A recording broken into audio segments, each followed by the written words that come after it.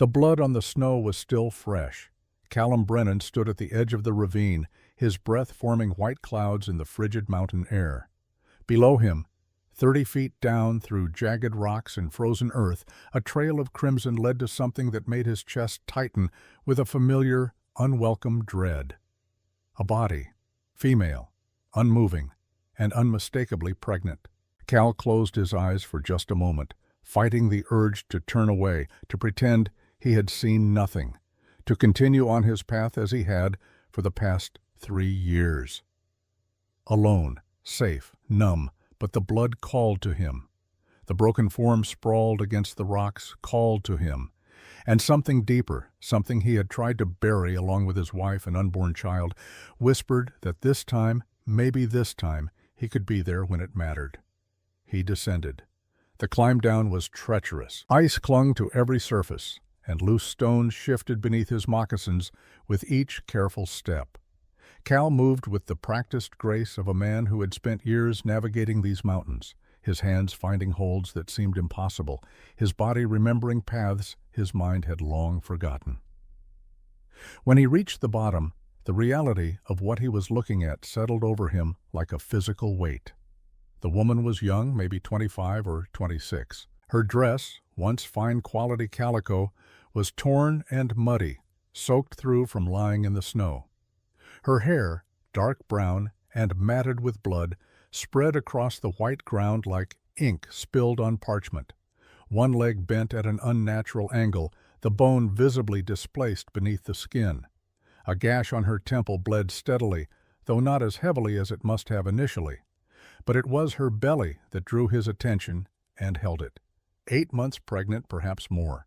The swell of life beneath her torn dress was unmistakable, and as Cal knelt beside her, pressing 2 fingers to her throat to check for a pulse, he felt movement beneath his other hand, the baby kicking against his palm through layers of fabric and flesh. Still alive, both of them, for now. Cal's throat constricted. His hand trembled just slightly before he forced it steady. Memories threatened to surface, memories of another woman, another child, another moment when he had arrived too late. Not this time. He moved quickly after that, his hands remembering skills he had learned through necessity and tragedy. First, the head wound. He tore a strip from his own buckskin shirt, pressing it against the gash with firm pressure. The bleeding slowed, but did not stop entirely. She would need stitches, and soon. Next, the leg. Cal examined it with careful fingers, feeling the break, understanding its severity. A compound fracture. The bone had not pierced the skin, a small mercy, but it was badly displaced. If he did not set it properly, if infection took hold, she would lose the leg, or her life. The woman moaned softly, her eyelids fluttering but not opening. Cal leaned close, his voice low and steady. Just one word. Safe. Whether she heard him or not, he could not tell. But he needed to say it, needed to make the promise, even if only to himself. Setting the bone would hurt. There was no way around that. Cal positioned himself carefully, hands gripping her calf and thigh, and with one swift, brutal motion, he pulled the bone back into alignment. The woman's scream split the mountain silence. Her eyes flew open, wild and unseeing, her mouth open in a wordless cry of agony. Then, just as suddenly, her eyes rolled back and she slumped into unconsciousness once more. Cal did not allow himself to feel relief or guilt. There was work to do. He splinted the leg using branches from a nearby pine, binding them tight with strips of sinew from his hunting pouch. The makeshift splint would hold until he could get her somewhere warm, somewhere he could work properly, which meant moving her. Now. Cal looked up at the ravine wall he had just descended and knew that carrying her up would be impossible. He would have to find another way. 20 minutes later, he had fashioned a travois from pine saplings and leather straps, a triangular frame that could be dragged behind him like the sleds the native peoples used. He lined it with his spare buckskin shirt and carefully, gently, lifted the woman onto it. She was lighter than he expected. Too light. Malnourished, perhaps, or simply worn down by the hardships of frontier travel. Cal secured her to the travois with more leather straps, making sure her broken leg was immobilized, her head cushioned. He tucked his heavy bearskin coat around her, knowing he would regret the cold later, but knowing even more certainly that she needed it more than he did. Then he began to pull. The journey back to his cabin took 3 hours, though it should have taken half that. The travois caught on every root and rock, and Cal had to stop frequently to adjust the woman's position, to check her breathing, to feel for the baby's movements beneath her distended belly. Snow began to fall halfway through the journey, thick and heavy, the kind of snow that meant a storm was coming. Cal quickened his pace as much as he dared, his breath coming harder now, his muscles burning with the effort of dragging another human being across miles of unforgiving terrain. He did not think about why he was doing this. He did not allow himself to question the decision.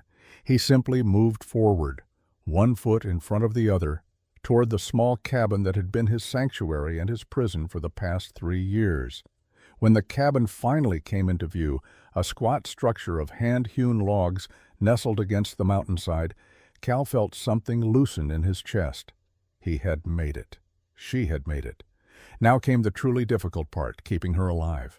Cal kicked the door open and dragged the travois inside, grateful for the fire he had banked that morning before heading out to check his trap lines. The cabin was cold but not freezing, and the embers in the stone fireplace still glowed a dull red. He left the woman on the travois for a moment while he built up the fire, adding kindling and larger logs until flames leapt and crackled, filling the single room with dancing light and blessed warmth. Only then did he turn his full attention to his patient. Cal lifted her carefully from the travois and carried her to the bed, the only bed, a sturdy frame he had built himself from pine and covered with furs. He laid her down gently, arranging her injured leg with care, making sure her head was elevated slightly to help with the bleeding. Then he set to work. Water first. He filled the largest pot he owned from the barrel by the door and set it over the fire to boil. While he waited, he gathered supplies, clean cloth torn from one of his spare shirts, a needle and thread, the kind he used to repair leather but sterilized now in the flames of the fire. Whiskey, a precious commodity in the mountains but necessary for what came next. And herbs, dried yarrow for the bleeding, willow bark for pain and fever, comfrey root for the bone. When the water boiled, Cal poured it into a shallow basin and let it cool just enough that it would not scald. Then he began cleaning the head wound, washing away the dried blood, examining the gash beneath. It was deep, 3 inches long, running from her temple toward her hairline. It would definitely need stitches. Cal threaded his needle with steady hands, hands that had performed this task before, though not on another person.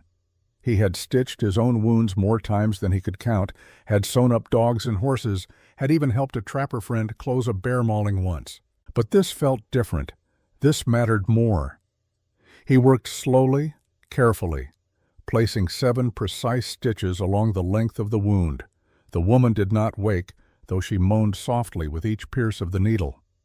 Cal murmured to her as he worked, his voice low and constant, words that probably made no sense but seemed to soothe nonetheless. When the stitches were complete, he washed the wound again with whiskey, then applied a poultice of yarrow and honey, binding it in place with clean cloth. Next, the leg. This would be harder. Cal examined the splint he had made at the ravine, checking his earlier work. The bone alignment looked good, but the splint itself was too rough, too temporary. He needed something better. Working quickly, he carved new splints from seasoned pine boards, smoothing them until there were no rough edges that might chafe the skin.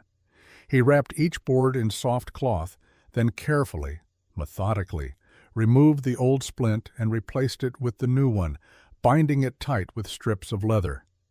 The woman's breathing changed as he worked, becoming faster, shallower.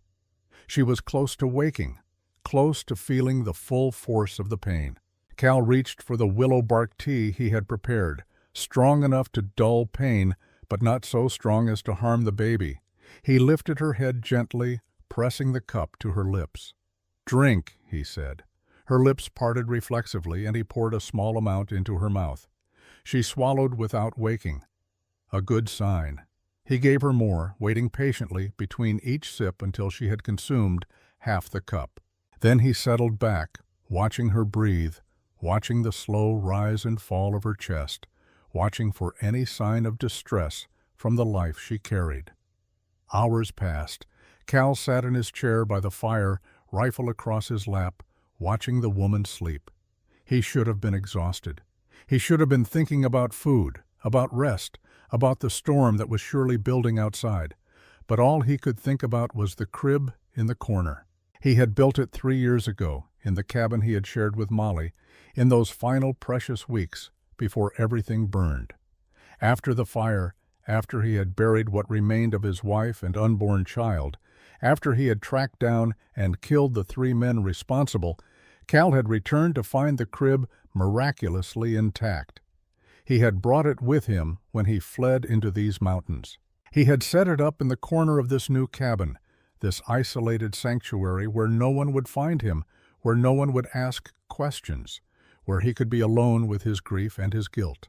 And for 3 years it had sat empty, a monument to what might have been. Cal stood and walked to the crib now, his footsteps silent on the plank floor. He reached inside and pulled out the small knitted blanket that Molly had made, blue yarn worked into a simple pattern, soft and perfect and never used. He held it for a moment, remembering her hands working the needles, remembering her smile as she imagined wrapping their child in this very blanket. Then he looked at the woman in his bed, at the swell of her belly, at the new life that still fought to be born despite impossible odds, and he made a decision. Cal walked to the bed and carefully, gently, tucked the blue blanket around the woman's shoulders. It seemed right somehow. This blanket, made with love for a child who never came, now warming a child who still had a chance. "I will not fail this time," he whispered. Outside, the storm arrived in full force.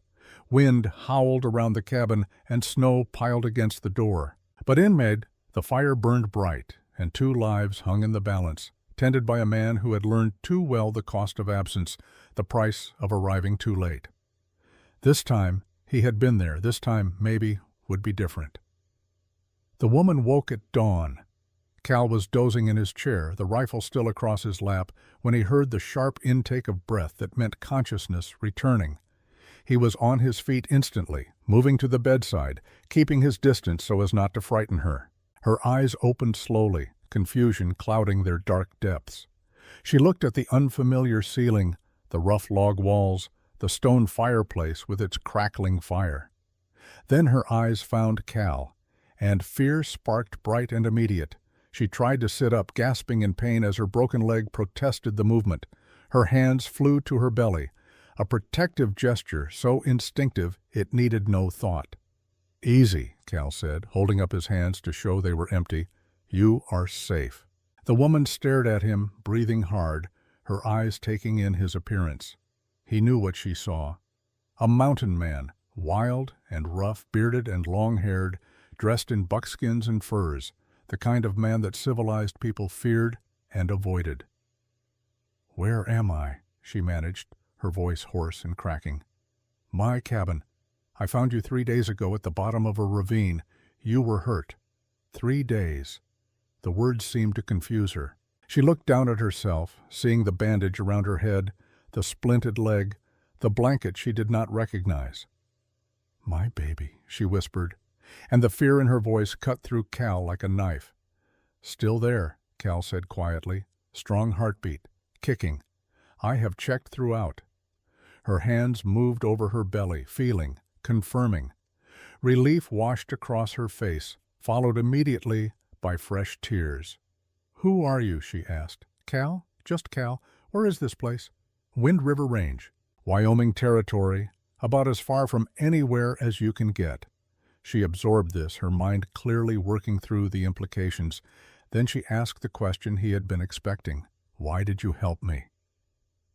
Cal considered the question. He could have given the simple answer. "Because you needed help. Because I could not leave you there. Because it was the right thing to do." But those were not the whole truth.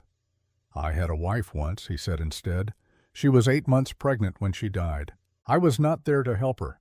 So when I found you, broken and bleeding and carrying a child—" He paused, searching for words. "I suppose I saw a chance to do what I could not do before." The woman's eyes softened slightly, understanding passing between them without need for further explanation. "What is your name?" Cal asked. "Eleanor. Eleanor Hart. Eleanor." He tested the name, finding it suited her somehow. "You need rest, Eleanor Hart. Your leg is badly broken. You have a concussion. And your baby needs you to be strong. How did I get here? I do not remember anything after. Her voice trailed off, her face clouding with memory. "You do not need to talk about it now," Cal said gently. "Rest first. There will be time for stories later." But Eleanor shook her head, her jaw setting with determination. "No," she said. "I need to say it. I need someone to know."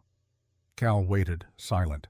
"My husband died 4 months ago," Eleanor began, her voice steady despite the tears that gathered in her eyes. "Thomas, tuberculosis. It took him slowly, painfully. Toward the end he was in such agony that he begged me to help him die." Cal said nothing, but his expression showed he understood. "I gave him laudanum," Eleanor continued, "enough to let him slip away peacefully. He wanted it. He asked for it every day for a month, but his brother Vernon, he saw me that night, saw the empty bottle, and he believes I murdered Thomas for his land claim." "And did he push you off the wagon?" Cal asked quietly. Eleanor nodded, fresh tears spilling down her cheeks. "We were traveling to Oregon. Vernon said he would help me, that family takes care of family, but he wanted the land papers I carried, 320 acres, and with me dead it would go to him as Thomas's heir. So he pushed you in a storm and left you to die." "Yes." Silence settled over the cabin, heavy with the weight of betrayal and survival. "Then I am glad I found you," Cal said simply. Eleanor looked at him, really looked at him, seeing past the rough exterior to something deeper. "So am I," she whispered. Over the following days, a routine developed. Cal would wake before dawn and build up the fire, then prepare a simple breakfast of cornmeal mush or dried meat. Eleanor could not yet walk, so he would help her sit up, propping pillows behind her back, and bring her food and water. After breakfast, he would change her bandages, checking the head wound for signs of infection, examining the leg to ensure the bone was healing properly. Eleanor bore these examinations with quiet dignity, though Cal could see the pain in her eyes when he manipulated the broken limb. Then Cal would go about his daily work, checking trap lines, chopping wood, hunting when the weather allowed. The storm that had arrived the night he brought Eleanor home had settled into a pattern of intermittent snow and bitter cold, the kind of weather that signaled winter's true arrival in the high mountains. Eleanor spent her days reading from the small collection of books Cal owned, sewing with materials he provided, and watching him work. They talked more as the days passed, their conversations growing longer and more personal.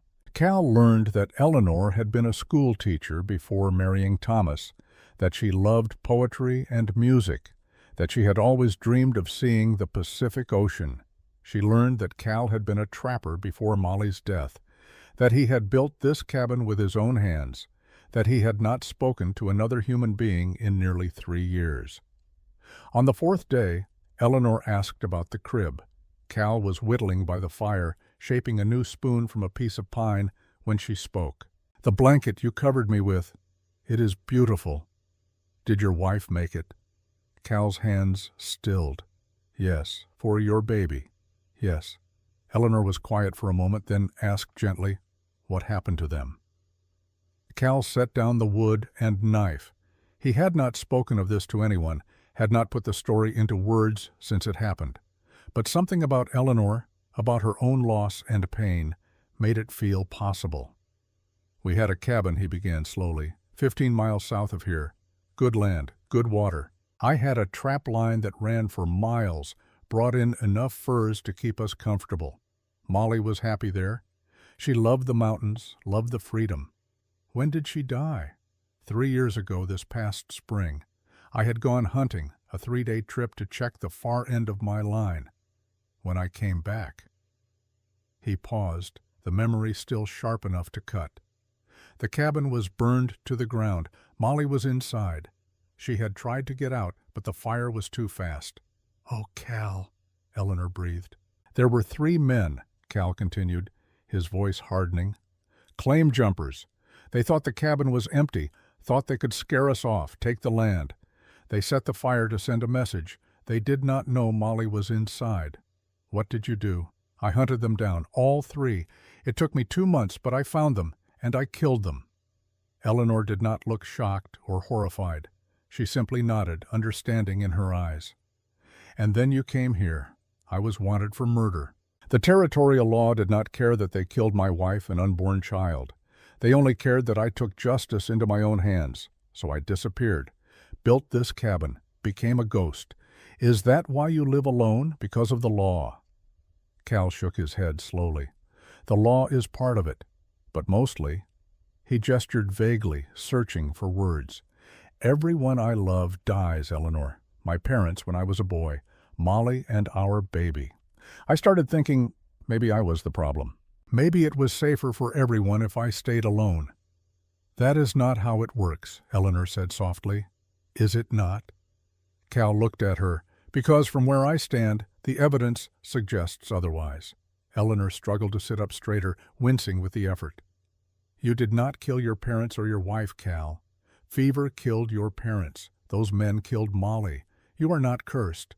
You are just unlucky. And maybe," she added quietly, "maybe lonely." Cal wanted to argue, wanted to retreat into the safe numbness he had cultivated for 3 years, but something in Eleanor's eyes stopped him. "Maybe," he conceded. That night, as Eleanor slept, Cal stood by the window watching snow fall in the moonlight. He thought about what she had said, about loneliness and luck and the difference between guilt and circumstance. He thought about the way she smiled when he brought her wildflowers he had found dried and preserved in his supplies. He thought about the way his cabin felt different with another person in it, warmer somehow, despite the bitter cold outside. He thought about the baby that would be born soon, and how he had already begun to think of himself as responsible for its safety. And he thought about Molly's letter, the one he kept hidden in a box under his bed, the letter Eleanor did not know existed, yet. On the 7th day, everything changed. Cal had gone to check his nearest trapline, a route that should have taken 2 hours at most. The weather was clear for once, and he needed to replenish their meat supply. He left Eleanor with strict instructions to stay in bed, to keep the fire burning, to not try to walk. She promised. But Eleanor had always been curious, and 7 days confined to bed had made her restless. An hour after Cal left, she used the crutch he had fashioned for her and began to explore the cabin. It was not a large space. One main room with a fireplace, bed, table, and chairs, a small loft above for storage, a root cellar beneath for keeping food cool. But everywhere Eleanor looked, she saw evidence of Cal's life. Books on shelves he had built himself, tools hanging on pegs he had carved, furs he had trapped and tanned. And under the bed, partially hidden by a hanging fur, a wooden box. Eleanor knew she should not. Knew it was a violation of trust, of privacy, of the unspoken rules that governed their unusual cohabitation, but she could not help herself. She lowered herself carefully to the floor, ignoring the pain in her leg, and pulled the box out into the light. It was locked, but the key hung on a nail behind a book on the shelf, almost as if Cal wanted it to be found. Or perhaps he simply thought no one would ever come looking. Inside the box, Eleanor found pieces of a life interrupted. A tintype photograph showed a younger Cal, clean-shaven and smiling, standing beside a pretty woman with dark hair and laughing eyes. The woman's hand rested on her pregnant belly, and the love between them was visible even in the faded image. "Molly," Eleanor whispered. There was a wedding ring, simple gold, sized for a small hand. A baby bonnet, white linen with delicate embroidery, never worn. A wanted poster that made Eleanor's breath catch. Callum Brennan, wanted for triple murder. Reward $500. And at the bottom of the box, a letter. Eleanor unfolded it with trembling hands and began to read. Dearest Cal, if you are reading this, it means I am gone, and I am so sorry. I know you will blame yourself. You will think you should have been there. But Cal, my darling, you cannot save everyone, not even me. I want you to know that these months with you were the happiest of my life. This baby, our miracle, is a gift, whatever happens. If I do not make it, and you do, please, please do not let grief destroy you. Live, find joy again, fall in love again. Have the family we dreamed of. You have so much love to give, Cal Brennan. Do not bury it with me. All my love, forever, Molly. Postscript. I have hidden this letter in your trapping box. I know you will find it eventually, stubborn man. Eleanor was crying by the time she finished reading. The letter trembled in her hands, blurring the careful script. She did not hear the door open, did not hear Cal enter, did not know he was there until his voice, cold and hard, cut through her tears. What are you doing? Eleanor's head snapped up. Cal stood in the doorway, snow on his shoulders, a dead rabbit in one hand, his face a mask of betrayal and anger. Cal, I am sorry, Eleanor stammered, trying to stand to explain. Cal crossed the room in 3 strides, snatching the letter from her hands. That is private, he said, his voice low and dangerous. I know. I should not have. I was just curious, and I found the box, and... So you went through my things. Through my wife's things. Yes, Eleanor's voice broke. I am sorry. Cal turned away from her, his shoulders rigid with tension. He carefully folded the letter and placed it back in the box, his movements precise and controlled. You had no right, he said without looking at her. I know. Those are all I have left of her. I know. Then why? Eleanor struggled to her feet, balancing on her good leg, the crutch forgotten. Because I wanted to understand, she said quietly. I wanted to know who you were, who she was, why a man would hide himself away in the mountains for 3 years. You understand nothing. I understand loss. Eleanor's voice strengthened. I understand grief. I understand what it is like to lose someone you love and feel responsible for their death. Cal spun to face her. You do not understand what I did. You killed the men who murdered your wife. That is not the same as... I murdered them, Eleanor. Cal's voice cracked. I tracked them down like animals. I shot the first one while he slept. I knifed the second in an alley. The third, I beat to death with my bare hands. That is who I am. That is what I did. Because you loved her. Love does not justify murder. Does it not? Eleanor challenged. If Vernon had killed me in that ravine, if I had died and my baby with me, would you think less of Thomas if he had hunted Vernon down and made him pay? Cal stared at her, unable to answer. I read her letter, Cal, Eleanor continued, her voice softening. All of it. And you know what I think. I think Molly would be heartbroken to see you like this. You do not know. I know she loved you. I know she wanted you to live, to find joy, to have the family you dreamed of together. She stepped closer, the crutch wobbling beneath her. And I know you have spent 3 years punishing yourself for something that was not your fault. They died because of me. They died because evil men set a fire. You were hunting. You were providing. You were being exactly the husband and father you should have been. I should have been there. You could not have known. I should have saved them. You did everything you could. Eleanor was crying now too, tears streaming down her face. Just like I did everything I could for Thomas. Just like I tried to save him the only way left. We both made choices out of love, Cal. Terrible, impossible choices. But that does not make us murderers. It makes us human. Cal's face crumpled. For the first time in 3 years, the wall he had built around his grief cracked, and something raw and broken spilled through. I do not know how to stop, he whispered. Stop what? Failing everyone I touch. Eleanor closed the distance between them, awkward on her crutch, but determined. She reached up and touched his face, her hand gentle against his bearded cheek. You have not failed me, she said. You saved me. You saved my baby. You have given us a chance we would not have had otherwise. For how long? Cal asked, his voice barely audible. Until the next disaster. Until I... He did not finish the sentence. Eleanor did not let him. She kissed him. It was impulsive, desperate, born of shared pain and unexpected connection. Her lips met his with surprising gentleness, and for a moment, Cal froze, shocked into immobility. Then he kissed her back. His arms came around her carefully, supporting her weight, pulling her close but mindful of her injuries. The kiss deepened, 3 years of loneliness and loss pouring out of him, meeting her own grief and need. When they finally broke apart, both were breathing hard, both trembling. "I am sorry," Eleanor whispered. "I should not have." "No," Cal said, his forehead resting against hers. "Do not apologize. I do not know what came over me." "Eleanor," he pulled back just enough to look into her eyes. "I have not felt anything but pain in 3 years. And then you showed up. Broken. Pregnant. Impossible. And I felt something else." "What?" "Hope." The word hung between them, fragile and precious. Then the sound of horses shattered the moment.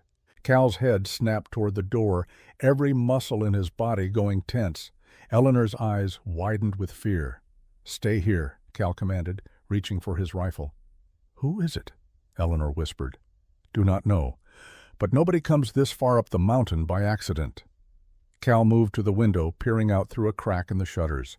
What he saw made his blood run cold. 3 men on horseback, rough-looking and heavily armed. They had stopped about 50 yards from the cabin, surveying it with the kind of careful attention that spoke of ill intent. Cal recognized the type: drifters, outlaws, the kind of men who preyed on isolated homesteads, taking what they wanted and leaving nothing but death behind. The leader, a big man with a scarred face and cruel eyes, dismounted and approached the cabin on foot. His companions stayed mounted, hands on their weapons. Cal cocked his rifle, the sound loud in the quiet cabin. The man stopped at the sound, a smile crossing his face. "Easy there, friend," he called out. "We are just travelers, caught in the cold. Thought we might ask for some hospitality." Cal said nothing, watching through the shutters. The man took another step closer. "Now that is not very neighborly. We do not want trouble. Just a warm fire and maybe some food. We will be on our way come morning." Still, Cal said nothing. The man's smile faded. "Or maybe you got something in there you do not want to share." The man's eyes narrowed, scanning the cabin. "I could have sworn I saw 2 sets of tracks in the snow yesterday, which means you are not alone." Eleanor's hand flew to her mouth, stifling a gasp. The man heard it. His smile returned, uglier now. "Ah, so there is someone else. A woman, perhaps." Cal moved to the door, rifle ready. "Leave. Now." The man laughed. "Or what? You will shoot us? 3 against 1. I do not like those odds for you, friend. I said leave." The man took another step. "See, here is the thing," he said conversationally. "We have been riding for 3 days in the cold. We are tired, we are hungry, and we are not inclined to take no for an answer." Cal raised the rifle, aiming it directly at the man's chest. "One more step and I start shooting." The man paused, evaluating, calculating odds. Then he shrugged. All right, we are going. But you should know something first." Cal waited. "There is a wanted poster for you in every trading post from here to Fort Bridger. Callum Brennan, the Widowmaker, $500 reward." "That is a lot of money." Cal's jaw tightened. "And while we might be willing to leave peacefully tonight," he continued, "we will be back. With the marshal, maybe with the army, because $500 is worth a little patience." He turned and walked back to his horse, mounting with easy grace. "Enjoy your last few days of freedom," he called as they rode away, "and your last few nights with whatever you are hiding in there." The sound of hoofbeats faded into the distance. Cal stood frozen at the door for a long moment, his mind racing through implications and options. Eleanor broke the silence. "Cal, what do we do?" He turned to face her, his expression grim. "We run," he said. "Tonight. I can barely walk, and the baby. If we stay, they will come back, with the law or with more men. Either way, we cannot be here when they return. Where would we go? There is a trading post. Jackson's Post. 3 days' ride from here. The man who runs it, Jackson Hart, he owes me a favor. He can hide us until spring. Eleanor caught the name. Hart. Like my name. Cal nodded slowly. Like your name. Is that a coincidence? Cal met her eyes. Or fate, he said quietly. Outside, night was falling fast and the temperature was dropping toward dangerous cold. But inside the cabin, 2 broken people faced an impossible choice. Run and risk everything. Or stay and lose everything. Eleanor made the decision. When do we leave? She asked. Cal looked at her, this woman who had appeared in his life like a ghost from his past, carrying hope in her belly and courage in her heart. Dawn, he said. We leave at dawn. And as snow began to fall once more outside the cabin window, Cal began to prepare for a journey that would change everything. For better or worse, he could not yet tell. But for the first time in 3 years, Callum Brennan was not running away from something. He was running toward it. Dawn came cold and merciless. Cal had not slept. He had spent the night preparing for a journey that should not be possible, packing supplies for a woman who could barely walk and a baby that might be born at any moment. 2 horses stood saddled in the small lean-to behind the cabin, their breath forming white clouds in the frozen air. One was his own gelding, a sturdy mountain horse that had carried him through 3 winters. The other he had traded for years ago, keeping it as insurance against a day he had hoped would never come. That day had arrived. Inside the cabin, Eleanor sat on the edge of the bed, dressed in layers of clothing Cal had provided, his spare buckskin shirt over her dress, his heavy wool coat, too large for her but necessary, thick socks, and the moccasins he had fashioned from deer hide, sized carefully for her feet. She looked small and fragile beneath all the layers, her face pale with pain and fear. But her eyes were steady. "I am ready," she said. Cal nodded, though he was not sure either of them was ready for what lay ahead. 3 days through mountain passes in the dead of winter with a woman 8 months pregnant and nursing a broken leg. The odds of making it to Jackson's Post alive were not good, but the odds of surviving if they stayed were worse. He had fashioned a special saddle arrangement for Eleanor, padding the seat with furs and creating supports for her injured leg. She would ride sitting sideways, her broken leg supported by a wooden brace he had built during the night, her good leg hooked over the saddle horn for balance. It would be agony, but it was possible. Cal helped her outside, supporting her weight as she hobbled on the crutch. The cold hit them like a physical blow, stealing breath, burning exposed skin. Eleanor gasped but did not cry out. The horses waited patiently as Cal lifted Eleanor into the saddle. She bit her lip hard enough to draw blood as he positioned her injured leg, but she made no sound beyond a sharp intake of breath. 3 days, Cal said, checking the straps one final time. "We ride slow, we rest often. And if the pain becomes too much—" "It will not," Eleanor interrupted. "I will make it." Cal looked up at her, seeing the determination in her eyes, the set of her jaw. "I know you will," he said quietly. He swung onto his own horse, a pack horse laden with supplies, tied to a lead rope behind him. Then they turned away from the cabin, away from the small sanctuary that had sheltered them both, and rode into the gray light of morning. The first hour was the hardest. Eleanor's leg throbbed with each step the horse took, each shift in the saddle sending fresh waves of pain through her body. She gripped the saddle horn with white knuckles, breathing through her teeth, focusing on anything other than the agony. Cal rode beside her, watching constantly, ready to stop at the first sign she could not continue. But Eleanor did not ask to stop. She thought about Thomas, about the pain he had endured during those final months, about how he had borne it with quiet dignity. She thought about the baby growing inside her, depending on her strength. And she thought about Cal, about the way he had looked at her when they kissed, about the possibility of something beyond survival. Those thoughts carried her through the first hour, and the second. By midday they had covered perhaps 5 miles. In good conditions, on flat ground, a horse could cover 5 times that distance in the same time. But these were not good conditions, and this was not flat ground. They were climbing. Cal was leading them up and over a ridge that would take them away from the main valleys where Vernon might search, away from the routes that the men from yesterday might use to bring back the law. It was a harder path, steeper and more dangerous, but it offered something more valuable than ease. It offered invisibility. They stopped to rest in a small clearing sheltered by towering pines. Cal helped Eleanor dismount, catching her as her legs buckled beneath her.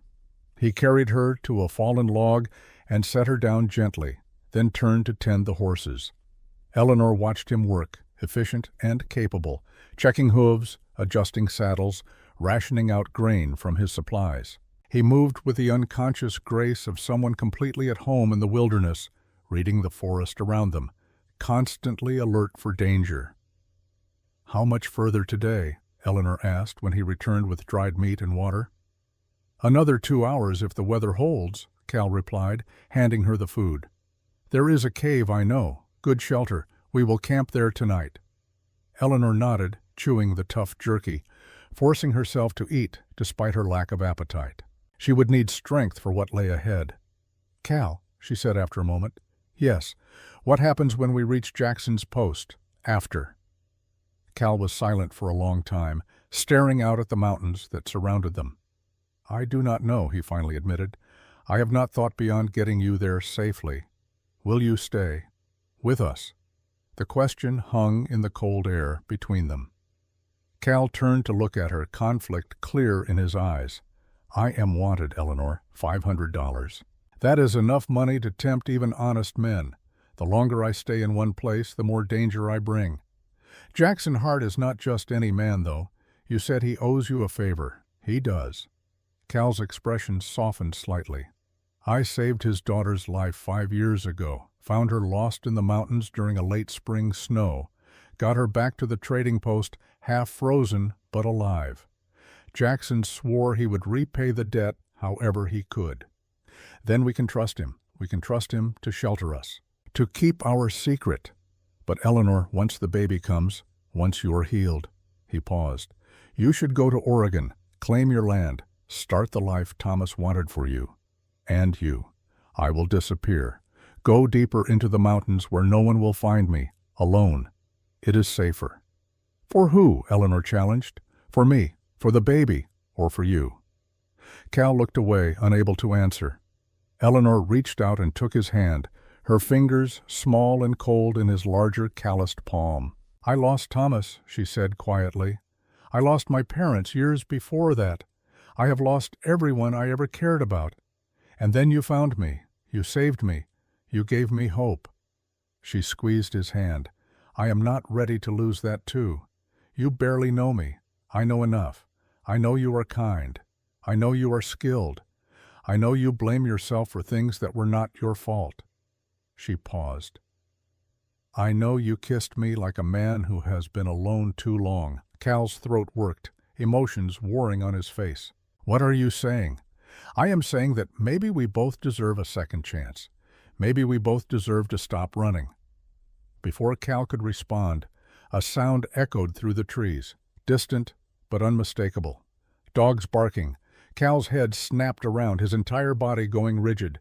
"We need to move," he said, his voice urgent. "Now." "What is it?" "Hunting dogs, and where there are dogs, there are hunters. Vernon, maybe, or the men from yesterday. Either way, we cannot be caught." Cal pulled Eleanor to her feet, half carrying her to the horse. She cried out as her broken leg hit the stirrup, but she did not protest as Cal boosted her into the saddle. They rode hard then, as hard as Eleanor's condition would allow. The barking grew louder, closer, the sound of multiple dogs on a scent. Cal led them off the main trail into dense underbrush that tore at their clothes and skin. Branches whipped across Eleanor's face, drawing blood, but she ducked her head and held on, trusting Cal to navigate the treacherous path. The cave he had mentioned appeared suddenly, a dark opening in a rock face barely visible through the snow and trees. Cal dismounted and led both horses inside, pulling Eleanor down after them. The cave was small, barely large enough for 2 horses and 2 people, but it was deep enough to hide them from sight. Cal positioned the horses at the back, then drew Eleanor down beside them, covering them both with a dark fur that would blend with the shadows. "Stay silent," he whispered. "Do not move." The barking grew louder, closer. Eleanor could hear voices now, men calling to each other, the crash of brush as they moved through the forest. Her heart hammered against her ribs. The baby kicked, hard, as if sensing her fear. Cal's arm tightened around her shoulders, protective, reassuring. They waited. The sounds grew closer still, until Eleanor was certain they would be found. The dogs were right outside the cave. She could hear their panting, their excited whines. Then a voice, loud and commanding. "Call them off. The trail goes cold here. But, sir, the scent. I said call them off. They have either found shelter, or they are already dead. We are not wasting more time chasing ghosts through these mountains." We turned back. But the reward. "We'll be there in spring if this Brennan fellow survives the winter." "Which I doubt. Now move out." The sounds began to recede. Eleanor did not dare breathe where Cal remained frozen beside her. Only when the forest had been silent for a full hour did Cal finally relax his grip. "They are gone," he whispered. Eleanor sagged against him, trembling with relief and delayed fear. "They almost found us, but they did not. They will come back, maybe." Cal shifted, looking down at her, "But not today. And tomorrow we will be further away." Eleanor nodded, though doubt gnawed at her. How long could they keep running? How long before their luck ran out? As if reading her thoughts, Cal spoke again.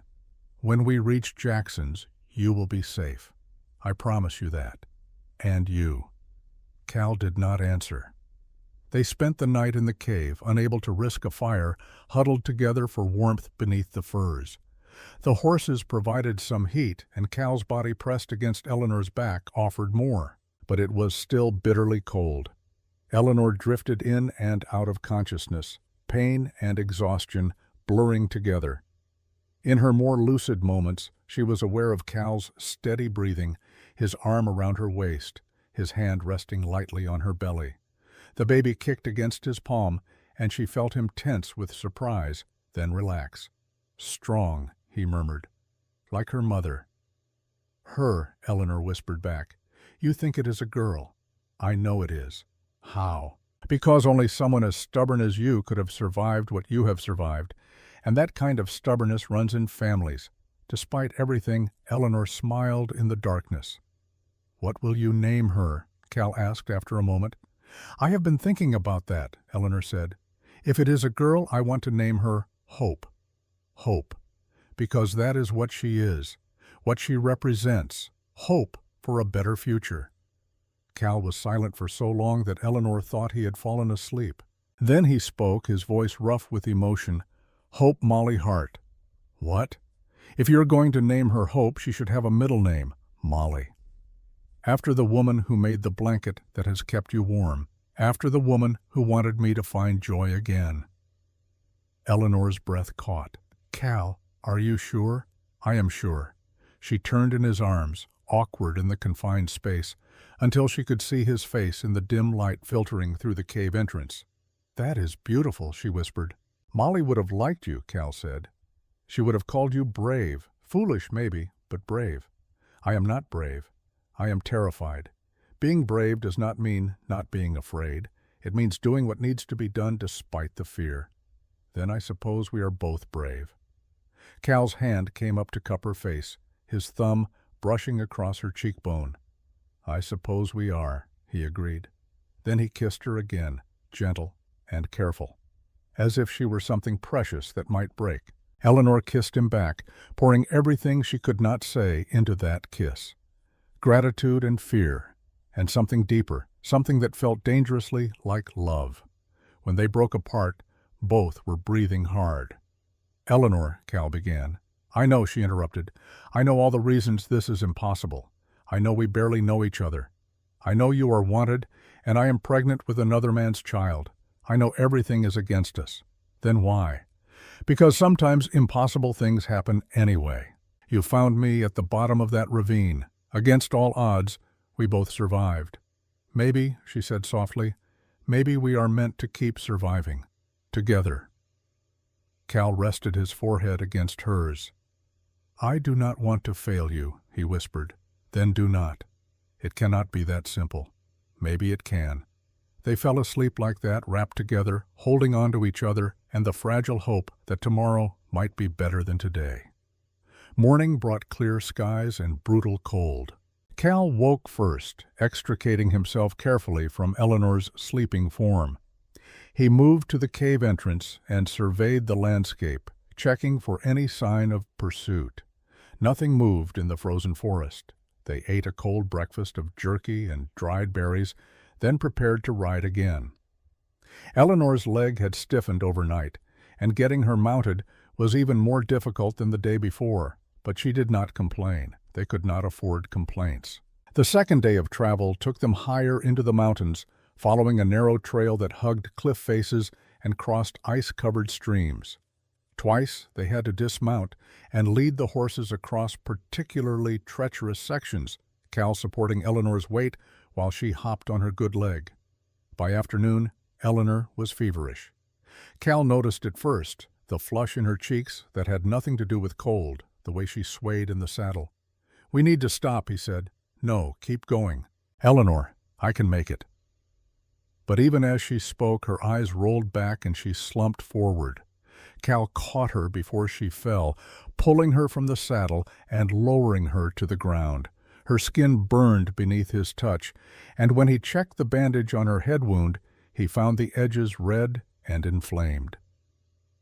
Infection.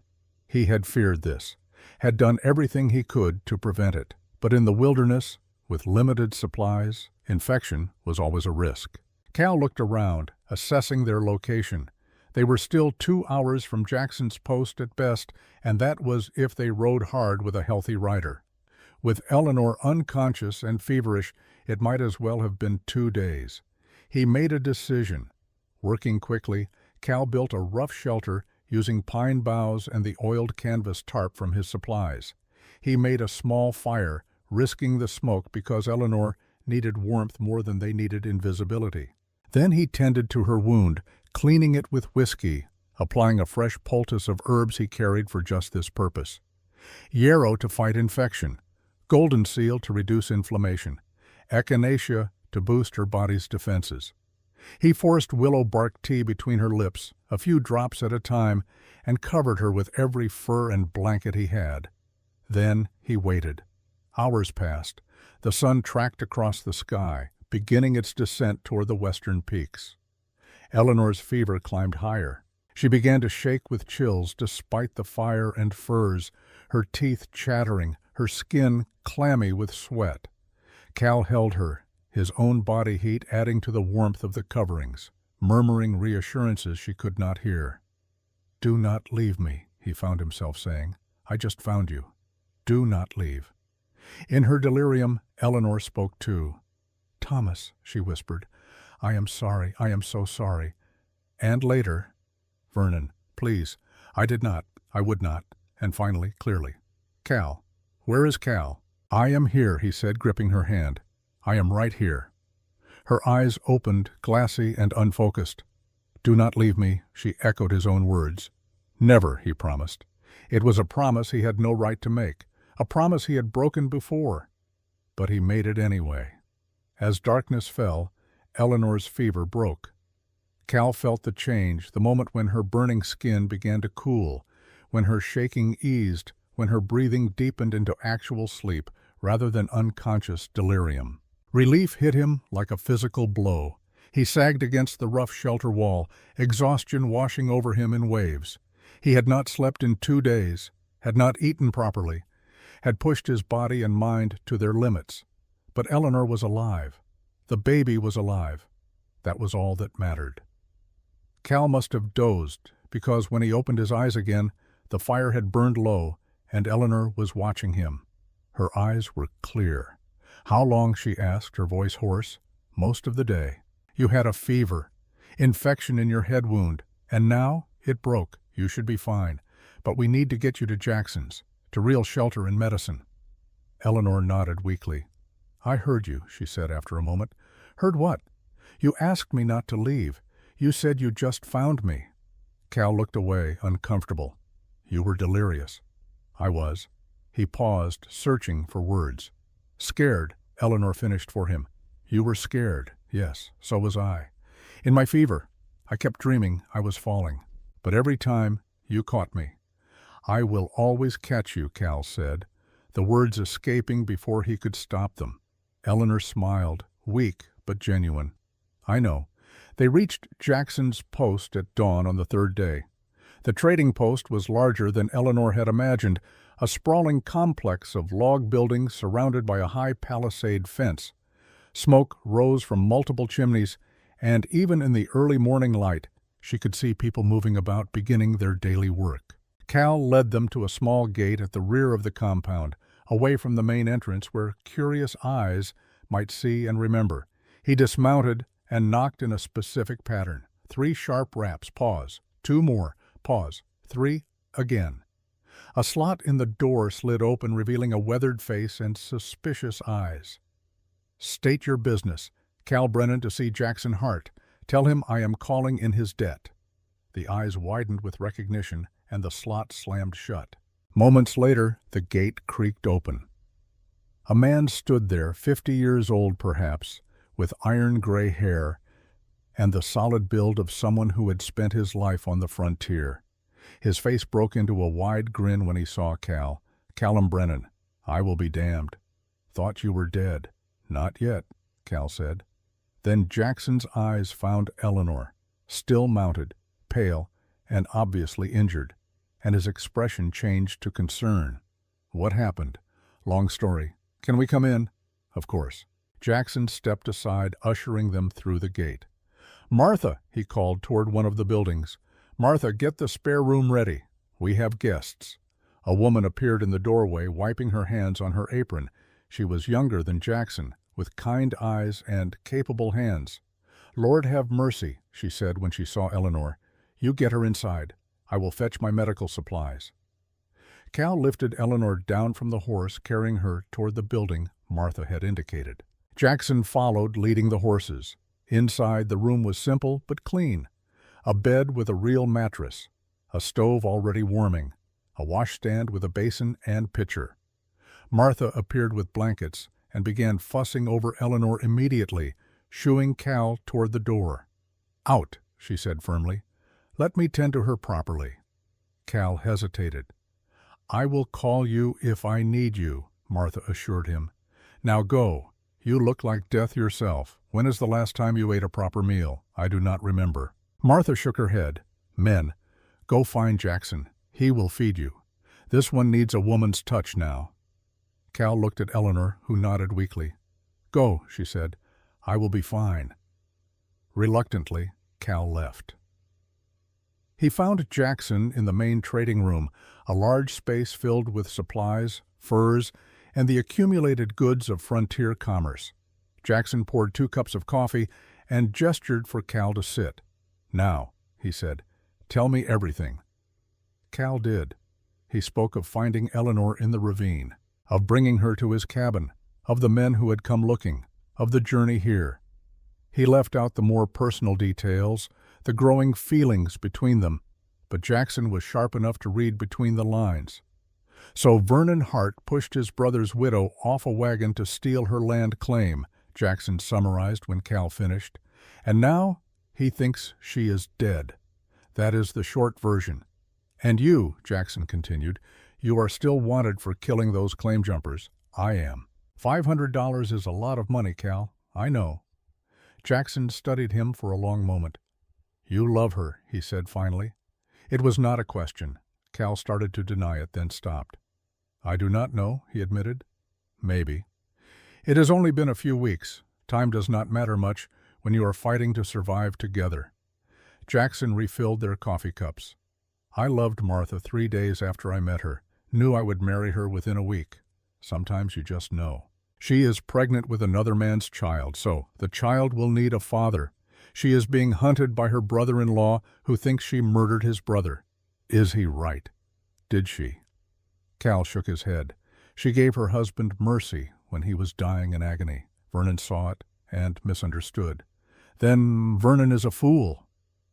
Jackson leaned back in his chair. What do you need from me, Cal? Safety, for both of them, until the baby comes and Eleanor's healed enough to travel.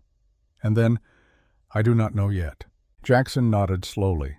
You can stay here, both of you. Martha will help with the birthing when the time comes. She has delivered more babies than I can count, and I will keep your presence quiet.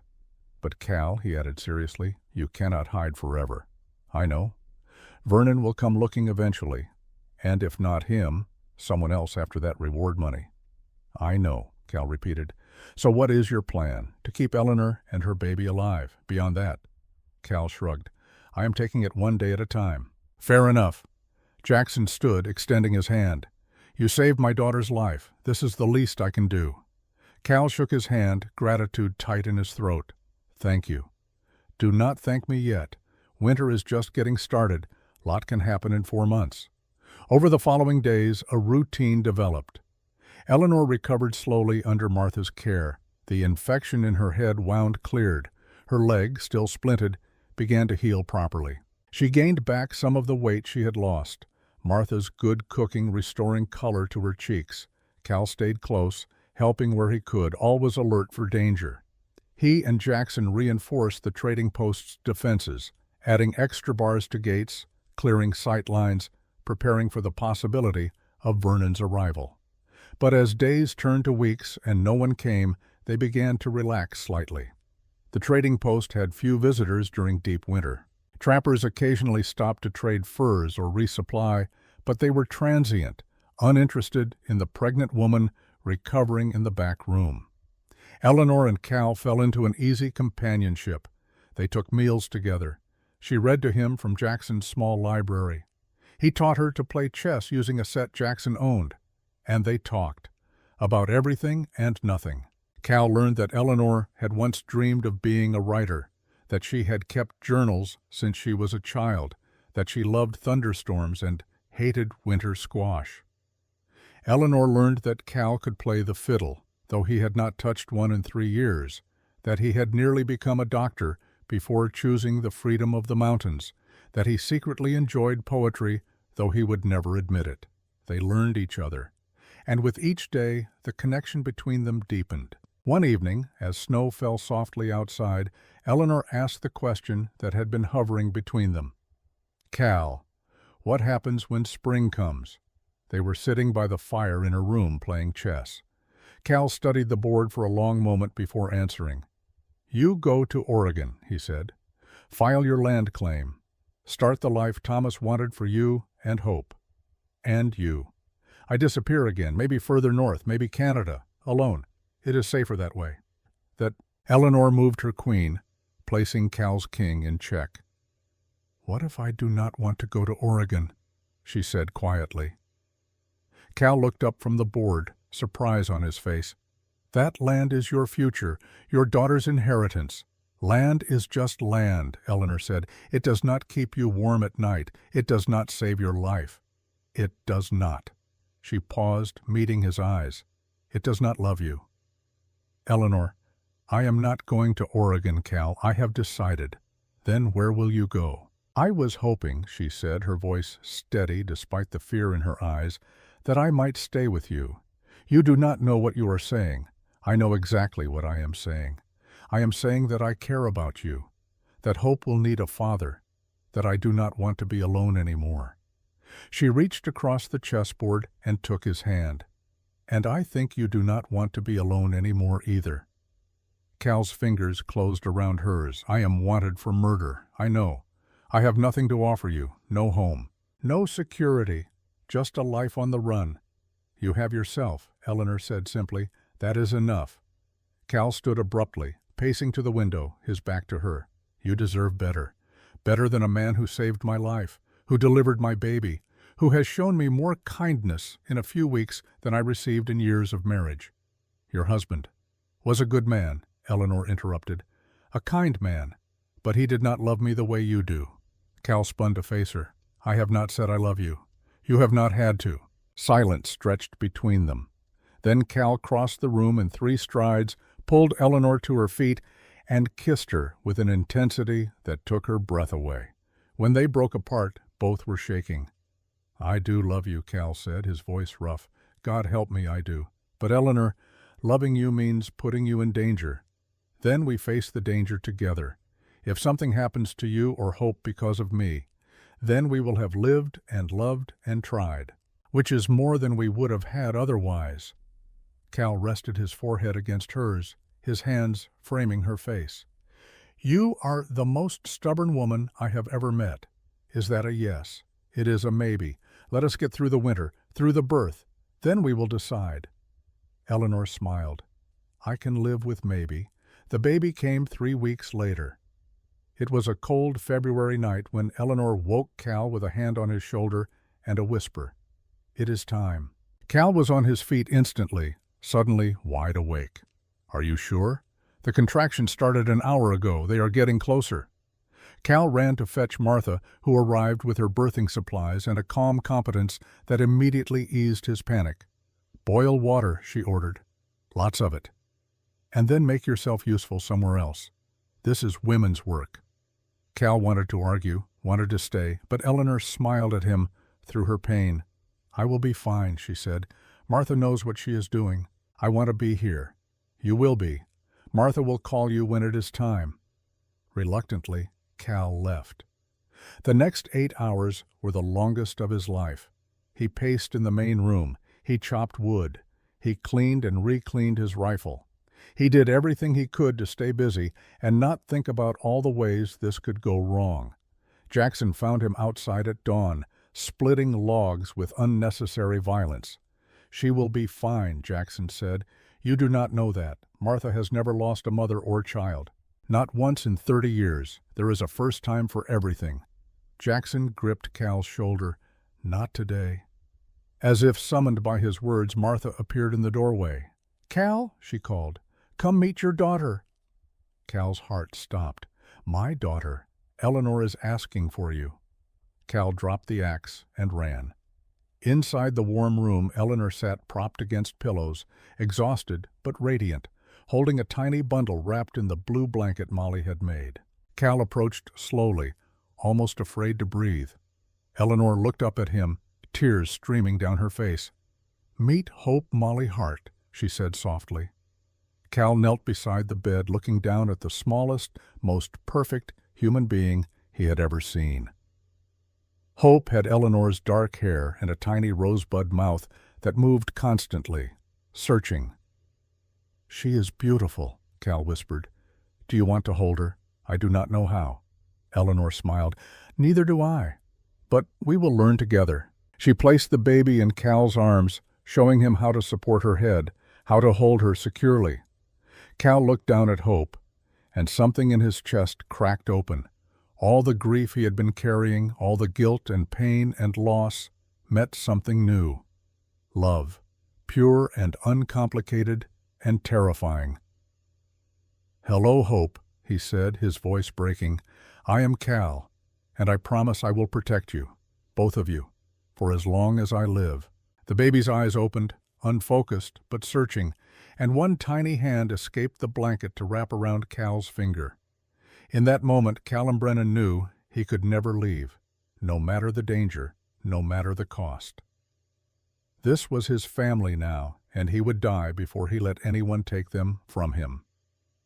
Spring came late to the mountains that year. March arrived with bitter winds and heavy snow that kept everyone confined to the trading post for days at a time.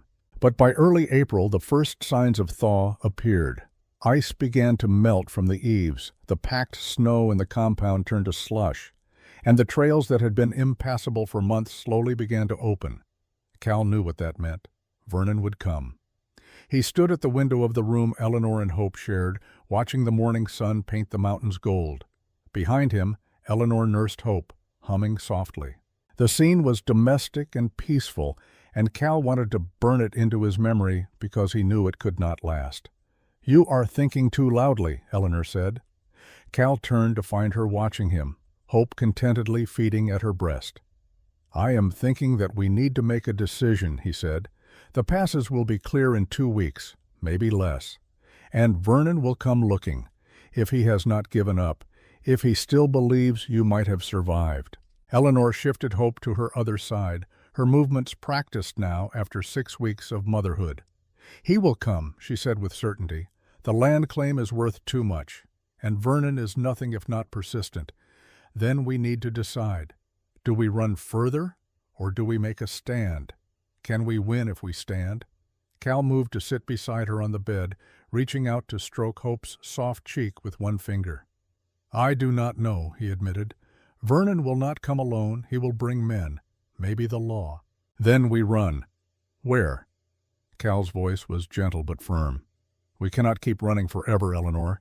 Eventually someone will recognize me. Eventually that reward will be too tempting. And then what happens to you and Hope? Eleanor was quiet for a long moment, adjusting Hope as the baby finished feeding and drifted toward sleep. What are you suggesting? She finally asked. I am suggesting we end this, one way or another. How? Cal stood and walked to his pack, pulling out the folded papers he had been carrying since the day he found Eleanor in the ravine. Her land claim documents still safe despite everything. These are worth 320 acres in Oregon Territory, he said, free and clear, enough to build a life. I do not want Oregon. Then we use them differently. Cal returned to the bed. We offer Vernon a trade. What kind of trade? The land claim for our freedom. You sign the papers over to him, legal and binding, in exchange for him swearing an oath that he will leave us alone, that he will drop any accusations of murder, that he will let us disappear. Eleanor stared at him. You want me to give him what he tried to kill me for. I want you and Hope to be safe. If that means giving up land you never wanted anyway, then yes. And you think he will agree. You think he will just let us walk away. I think Vernon wanted justice for his brother more than he wanted land. If we can convince him that you did not murder Thomas, that Thomas asked for mercy and you gave it, then maybe his conscience will do the rest. That is a lot of maybes. Cal sat down again, taking her free hand in his. I know, but the alternative is running forever or fighting a battle we might not win. This way, at least, there is a chance for peace. Eleanor looked down at Hope, sleeping peacefully now in her arms. What if he does not believe me? What if he still thinks I am a murderer? Then we run, Cal said simply. I have a plan for that too. Jackson knows trappers who work the far north, Canada. They could get us across the border where American law does not reach. We would never come back. We would be alive. And together. That is all that matters. Eleanor studied his face, seeing the determination there, the fierce protectiveness. You have thought about this a lot, every night since Hope was born. Eleanor leaned her head against his shoulder, careful not to disturb the sleeping baby. All right, she said. We try it your way. We offer the trade. Cal kissed the top of her head. Thank you for trusting me. I trust you with my life, Cal, with Hope's life. Of course I trust you with this. Now they just had to wait for Vernon to arrive. They did not have to wait long. 5 days later, Jackson came to find Cal in the barn where he was checking supplies. Riders approaching, Jackson said quietly. 4 men. One matches the description you gave me of Vernon Hart. Cal's hand went automatically to the pistol at his waist. How far out? 20 minutes, maybe. They are coming slow, cautious. Eleanor. Martha has her and the baby in the back room. Windows shuttered, door barred from inside. Good. Cal moved toward the barn door. I will meet them at the front gate. Like hell you will, Jackson said. This is my trading post. I will greet them. You stay out of sight until we know what they want. Cal started to argue, but Jackson cut him off. If Vernon sees you right away, there is no negotiation, just shooting. Let me feel them out first. Cal forced himself to nod. 5 minutes, he said. If you are not back in 5 minutes, I am coming out. Fair enough. Cal watched from the barn as Jackson walked to the front gate, rifle cradled casually in his arms. 2 of Jackson's hired men flanked him, armed but not aggressive. The riders stopped 50 yards from the gate. Vernon Hart sat his horse in the center, exactly as Eleanor had described him. Tall, lean, with the hard eyes of a man who believed he was righteous. 3 other men accompanied him, hired guns by the look of them, all carrying rifles. "State your business," Jackson called out. Vernon nudged his horse forward a few steps. "My name is Vernon Hart. I am looking for my sister-in-law, Eleanor Hart. I have reason to believe she may have passed through here." "What makes you think that?" "She disappeared from our wagon train last October, fell during a storm. I have been searching for her ever since." "That was 6 months ago," Jackson observed. "Long time to be searching. She is family. And she is carrying my brother's child. My responsibility now that he is gone." Jackson leaned against the gatepost, the picture of relaxed indifference. "Sorry to disappoint you, friend, but I have not seen any pregnant women passing through, least not any named Eleanor Hart." Vernon's jaw tightened. Perhaps she went by another name. She would be 8, 9 months pregnant by now. Dark hair, slight build, traveling alone, like I said. "Have not seen her, you are certain?" "I know everyone who comes through my trading post, mister, and I can tell you for certain no pregnant woman has been here." Vernon studied Jackson for a long moment, clearly trying to decide if he was being lied to. "Mind if we look around," he finally said, "just to be sure?" "I do mind," Jackson replied, his tone still friendly, but with steel underneath. "This is private property, and I do not take kindly to strangers demanding to search it. We are not demanding, just asking, and I am politely declining." Vernon's hand moved toward his rifle. "That would be a mistake," Jackson said quietly. "You see those windows up there?" He gestured toward the trading post buildings. "I have 5 men with rifles trained on you right now. You will be dead before your gun clears the scabbard." Vernon's hand froze. "This does not have to be difficult," he said. "You are right. It does not. You can turn around and ride back the way you came, or you can try to force your way in and see how that works out for you." The standoff stretched for long seconds. Then a new voice cut through the tension. "Vernon!" Everyone turned.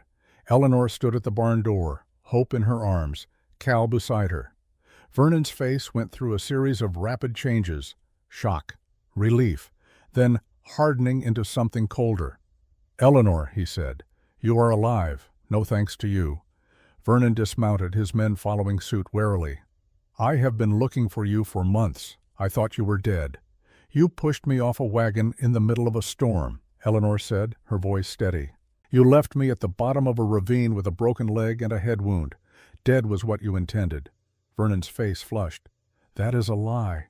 You fell. I tried to catch you, but—" "Stop," Eleanor interrupted. "Just stop. We both know the truth. The truth is, you murdered my brother." "Thomas was dying," Eleanor said, and Cal could hear the pain in her voice despite her control. "Every breath was agony for him. He begged me to help him end it. So I did. I gave him peace. You gave him poison. I gave him mercy." Vernon took a step forward, rage twisting his features. Cal moved to intercept, positioning himself between Vernon and Eleanor. "That is close enough," he said quietly. Vernon's eyes shifted to Cal, seeing him for the first time. "And who are you?" "The man who found your sister-in-law broken at the bottom of that ravine. The man who saved her life and delivered her baby." Cal's voice was calm, but his hand rested on his pistol. "The man who will put a bullet in you if you take another step toward them." Vernon's hired men raised their rifles, but Jackson's men did the same, and suddenly everyone was aiming at everyone else. Eleanor stepped forward, still holding Hope, putting herself between the armed men. "Stop," she commanded. "All of you, lower your weapons." Slowly, reluctantly, the men obeyed. Eleanor turned to Vernon. "I did not murder Thomas," she said. "I loved him. And when he was suffering beyond what any human should endure, I helped him find peace. If you want to call that murder, then yes, I am guilty. But you know in your heart what I did was an act of love." Vernon's face worked, emotions warring across it. "The land claim," he said finally. "Where is it?" Eleanor reached into her coat and pulled out the folded papers. "Here," she said. 320 acres in Oregon Territory, worth a small fortune." She held them out. "They are yours." Vernon stared at the papers, then at Eleanor. "What is the catch?" "No catch. You sign an affidavit stating that you no longer believe I murdered Thomas, that his death was from natural causes, that you have no claim on me or my daughter, and these papers are yours, and if I refuse, then I burn them," Eleanor said simply. "And no one gets the land." Vernon looked at the papers, at Eleanor, at Hope sleeping peacefully in her mother's arms. "You would really give up that much land?" "For my freedom and my daughter's safety, I would give up 10 times that much." Silence stretched out. Cal could see the struggle on Vernon's face.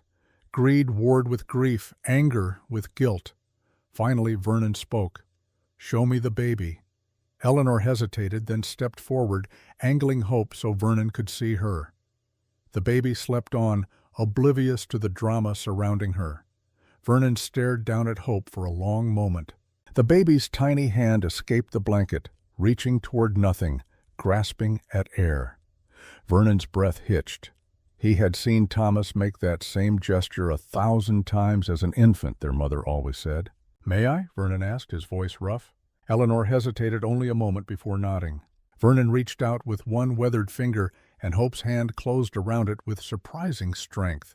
The baby's eyes opened, unfocused but searching, and something in Vernon's face crumbled. "She has his grip too," he whispered. "Thomas always held on tight, even at the end." Eleanor's tears fell freely now. He would have loved her so much. "I know." Vernon gently extracted his finger from Hope's grasp. "I know. She has his nose," he said quietly. "Thomas's nose." Eleanor nodded, tears gathering in her eyes. "I know. And his chin." "Yes." Vernon reached out as if to touch Hope's face, then pulled back. "He really asked you to do it," he said, "to end his suffering." "Every day for a month," Eleanor whispered. "I held out as long as I could. But Vernon, he was in such pain. Coughing blood, barely able to breathe, he was wasting away, and there was nothing anyone could do." "I wanted to," Vernon admitted, his voice breaking. "So many times I thought about ending it for him, but I could not. I was too weak." "You were not weak. You loved him. You wanted him to live, and you loved him enough to let him go." Tears spilled down Eleanor's cheeks. "Yes." Vernon was silent for a long time. Then he held out his hand for the papers. "I will sign your affidavit," he said. "The land is not worth what I have become trying to get it." Eleanor handed over the papers with shaking hands. Vernon looked at them one more time, then at Hope. "Raise her right," he said. "Tell her about her father, about Thomas, about how much he would have loved her." "I will," Eleanor promised. Vernon turned to one of his men, paper and pen. The man produced both, and Vernon wrote quickly, signing a statement that Eleanor had not murdered Thomas Hart, that his death was from natural causes, that Vernon relinquished all claims on Eleanor and her child.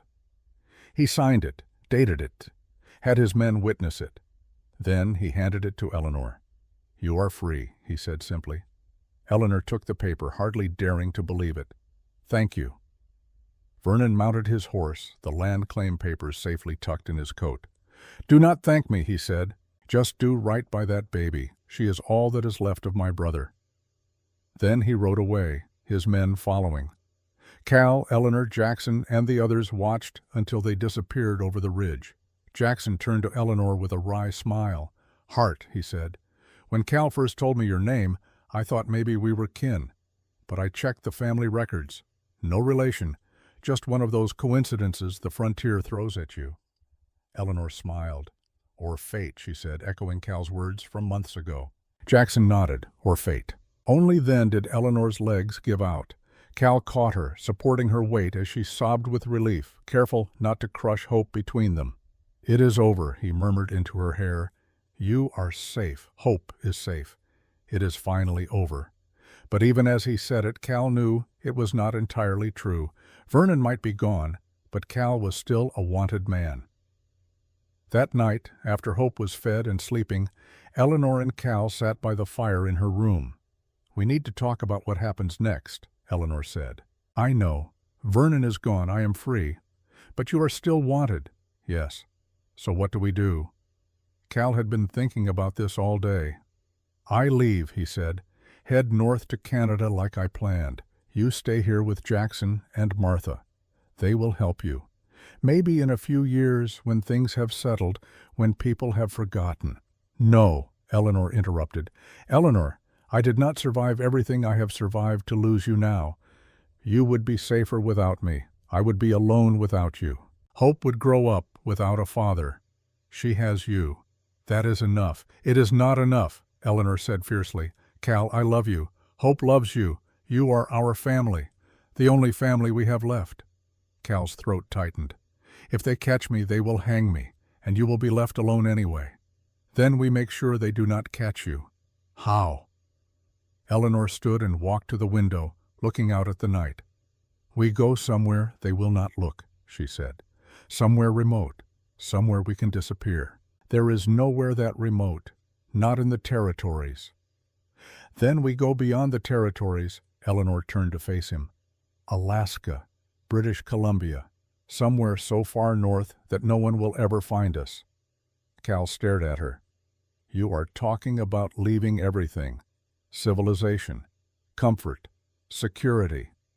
"I am talking about being with you," Eleanor said. "About raising Hope in a place where she can have both her parents, where we can build a life together. It would be hard, dangerous." "Life is hard and dangerous," Eleanor countered. "At least this way we face it together." Cal stood and crossed to her, taking her hands in his. "You are certain." "I have never been more certain of anything. We would be truly alone, no doctors, no help if something goes wrong. We have each other, and we are both survivors. We will manage." Cal pulled her into his arms, holding her tight. "Then we go north," he said. "As soon as the pass is clear completely, we take Hope and we disappear." Eleanor pulled back to look at him. "Together," she whispered. "Always," Cal replied, kissing her forehead. They kissed then, a kiss full of promise and hope and the fierce determination that had brought them this far. When they pulled apart, Eleanor was smiling. "We should tell Jackson and Martha." In the morning, Cal agreed. "Tonight, let us just be." So they sat by the fire, Hope sleeping peacefully between them, and planned their future. A future that just might be possible. A future they would fight for with everything they had. They left Jackson's post 3 weeks later, on a clear morning in late April. Martha cried as she said goodbye, pressing a bundle of supplies into Eleanor's hands. Dried herbs. Baby clothes Hope had already outgrown. A letter of introduction to a missionary she knew in Fort Victoria. "You are always welcome back here," she said, hugging Eleanor tight. "Always." Jackson shook Cal's hand, pressing something into his palm. "A compass," Jackson said, "and a map. The route north is marked. Follow the rivers, stay away from settlements. And Cal," he gripped Cal's shoulder, "take care of them." "With my life," Cal promised. They rode out with 2 horses and a pack mule, heading north into territory that grew wilder with each passing mile. For the first week they followed established trails, passing the occasional trapper or trading post. But as they moved deeper into British Columbia, even those signs of civilization faded. They were alone, truly alone. And Cal found he did not mind. Eleanor rode with Hope secured against her chest in a sling Cal had fashioned from soft leather. The baby was content with the constant motion, sleeping for hours at a time, waking only to feed. They traveled slowly, mindful of Eleanor's still healing leg, stopping frequently to rest and let Hope nurse. At night, Cal would make camp in sheltered spots, building lean-tos against the rain, keeping watch while Eleanor and Hope slept. It was hard, but it was also peaceful. No one was chasing them. No one wanted them dead or arrested. They were simply a small family making their way north, anonymous among the vast wilderness. One evening, as they camped beside a rushing river, Eleanor asked a question that had been on her mind. "Do you ever regret it, coming with us instead of staying alone?" Cal looked up from the fire he was building. "Not once," he said. "Not even a little." Cal crossed to where she sat nursing Hope and knelt beside them. "Eleanor, before I found you, I was not living. I was just existing, waiting to die. You and Hope, you gave me a reason to keep going, a reason to hope again." Eleanor reached up and touched his face. You gave us the same thing." They kissed softly, hope between them making small, contented sounds. "What will we do when we get there?" Eleanor asked. "Wherever there is. Build a cabin," Cal said. "Find good land near water. Hunt and trap. Maybe plant a garden." He smiled. Live, just live," he confirmed. "Together, as a family." Eleanor looked down at Hope, then back at Cal. "I like the sound of that." 2 months later, they found their place, a valley high in the mountains of British Columbia, sheltered and remote, with a clear stream running through it and good timber for building. Game was plentiful, the soil looked rich, and there was not another human soul for 100 miles in any direction. Perfect. Cal began building their cabin the next day. He worked with the same careful precision he brought to everything, selecting the best logs, fitting them together with expert skill. Eleanor helped where she could, gathering moss for chinking, collecting stones for the fireplace. Hope, now 4 months old and growing fast, watched from a cradle Cal had built, cooing and gurgling at the world around her. It took 6 weeks to build the cabin, but when it was finished, it was solid and weatherproof, with a sleeping loft for Hope and a real bed for Cal and Eleanor. Home. Their first night in the completed cabin, after Hope was asleep in her loft, Cal and Eleanor sat by the fire. "Are you happy?" Eleanor asked. Cal looked around at the cabin he had built, at the life they were creating. "Yes," he said. "For the first time in years, I am happy." Eleanor took his hand. "So am I." They sat in comfortable silence for a while. Then Cal spoke again.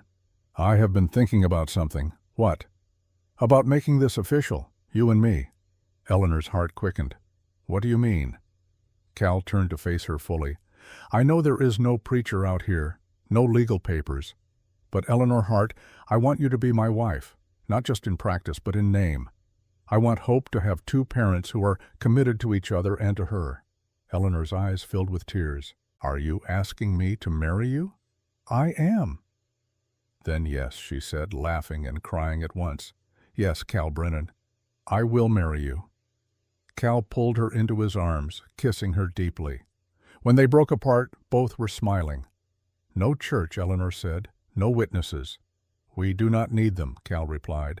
"We know what we are promising each other. That is enough." So they made their vows by firelight, promising to love and protect each other, to raise Hope together, to build a life in this remote wilderness. And when they were done, Cal produced something from his pocket, Molly's wedding ring, the simple gold band he had carried for 3 years. "She would want you to have this," he said softly. "She would want our family to be whole." Eleanor took the ring with shaking hands and slipped it onto her finger. It fit perfectly. That night they became husband and wife in every sense. And 9 months later, they welcomed a son. James Callum Brennan, born in the same cabin his father had built, delivered by Cal with Eleanor's coaching, screaming his arrival into the world with lusty cries that made both his parents laugh with joy. Hope, now 14 months old, peered into the cradle at her new brother with solemn curiosity. "Baby," she announced, her first clear word. "Yes," Eleanor said, exhausted but radiant. "Your baby brother." Cal stood with his arms around both his children, his wife recovering beside him, and felt something he had thought lost forever: complete happiness. 5 years later, the valley had changed. Where once there had been only wilderness, now stood a thriving homestead. The original cabin had been expanded twice, with a sleeping loft for the children and a separate room for Cal and Eleanor. A barn sheltered 2 milk cows, a dozen chickens, and the horses. Eleanor's garden produced vegetables enough to last through the long winters, and Cal's trap lines brought in furs they traded once a year at a distant post. But it was the children who had truly transformed the place. Hope was 6 now, tall for her age, with Eleanor's dark hair and Cal's steady hands. She helped her mother with the garden and could already read from the small collection of books Jackson had sent them over the years. James, born 9 months after they arrived, was 4 years old and fearless, following Cal everywhere, learning to track and fish and survive in the wilderness that was his birthplace. And little Molly, barely 2, toddled after her siblings with determined steps, her laughter echoing through the valley like music. Cal was chopping wood outside their cabin, James helping, by stacking the smaller pieces, when he heard horses approaching. His hand went to his rifle immediately, old instincts flaring. But when the riders came into view, he relaxed slightly. Jackson Hart and 2 of his men. "Cal!" Jackson called out, raising a hand in greeting. "Jackson!" Cal set down the axe. "What brings you this far north?" Jackson dismounted, grinning. "Wanted to see how you were getting on. And to bring news." "What news?" "The territorial governor issued a general amnesty last year. Anyone wanted for crimes committed more than 5 years ago in territorial disputes. You are a free man, Cal. The charges have been dropped." Cal stared at him, hardly daring to believe it. "You are certain?" Jackson pulled out an official-looking document, signed and sealed. "Callum Brennan is no longer wanted for anything." Cal took the paper with shaking hands. "I can go back." "If you want to," Jackson said. "Though from the look of this place I am not sure you would want to." Cal looked around at the life he and Eleanor had built. The cabin, expanded now with an additional room, the barn he had constructed, the garden Eleanor tended, the children, Hope and James, playing near the stream. Eleanor appeared in the cabin doorway, their 3rd child, Molly, now 2 years old, peeking out from behind her skirts. "Cal, what is it? Is everything all right?" "More than all right," Cal said, his voice thick with emotion. "We are free, truly free." Eleanor's hand went to her mouth. "We can go anywhere," Cal continued. "Oregon, California, back to civilization if we want." "Or we can stay here," Eleanor said softly, coming to stand beside him. "In the home we built, the life we chose." Cal looked at her, at their children, at Jackson, watching with a knowing smile. "What do you want to do?" he asked Eleanor. Eleanor took his hand, the gold ring catching the sunlight. "I want to stay," she said. "This is our home, our family. Why would we leave it?" Cal pulled her close, kissing her forehead. "Then we stay," he agreed. Jackson laughed. "I thought you might say that." He reached into his saddlebag. "But just in case, I brought you something." He pulled out a small wooden box and handed it to Cal. Inside were 2 things: a marriage certificate, officially registering the union of Callum Brennan and Eleanor Hart, and a birth certificate for Hope Molly Brennan, legally recognizing Cal as her father. "Figured you might want to make it official," Jackson said, "for the children's sake. So there is no question about who they are and where they belong." Cal could not speak past the lump in his throat. Eleanor took the papers, tears streaming down her face. "Thank you," she whispered. "Thank you." Jackson stayed for 3 days, meeting the children, marveling at what Cal and Eleanor had built. On the morning he left, he shook Cal's hand one final time. "You did good, Cal. Really good." "We both did," Cal said, looking at Eleanor. After Jackson rode away, Cal and Eleanor stood together watching the mountains turn gold in the setting sun. Hope ran up, now 6 years old and full of energy. "Papa," she said, tugging on Cal's hand, "tell us the story again." "What story, sweetheart?" "About how you found Mama. About how we became a family." Cal looked at Eleanor, who smiled and nodded. So he gathered both children, Eleanor settling beside him, and told them the story of a woman broken and abandoned, of a man hiding from his past, of an impossible rescue in the wilderness, of courage and hope and love found in the most unlikely place. And when the story was finished, Hope looked up at him with serious eyes. "So Mama fell and you caught her." "Yes. And then you kept catching her." Cal looked at Eleanor, remembering every moment of their journey. "Yes," he said, "I kept catching her. And she kept catching me, because that is what families do," Eleanor added, pulling them all close. They sat together as the sun set, a family bound not by blood alone, but by choice, by sacrifice, by love that had survived impossible odds. Cal thought of Molly's letter, the words she had written so long ago. "Do not let grief destroy you. Live. find joy again, fall in love again, have the family we dreamed of. He had done it. He had found his way through the darkness and into the light, and it was more beautiful than anything he could have imagined. Hope squirmed in his arms. "Papa," she said, "are we going to live here forever?" Cal looked out at the mountains, at the cabin they had built, at the life they had chosen. "Yes," he said, "forever." And he meant it. This was home. This was family. This was where their story had led them. And it was exactly where they were meant to be. The end.